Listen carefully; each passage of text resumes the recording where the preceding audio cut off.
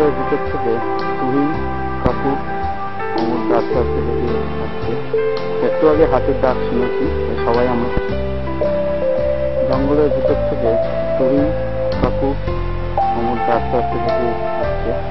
একটু আগে হাতের ডাক শুনেছি, সবাই আমরা বেলবেটা ব্লকের মধ্যে দিয়ে আমরা এগিয়ে চলেছি। আমাদের জার্নি নেক্সট ফেজ 4:10 বাজে।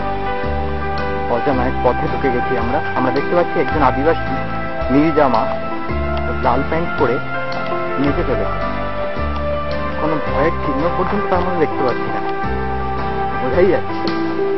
আপাতত এখানে বন্ধ রাখছি।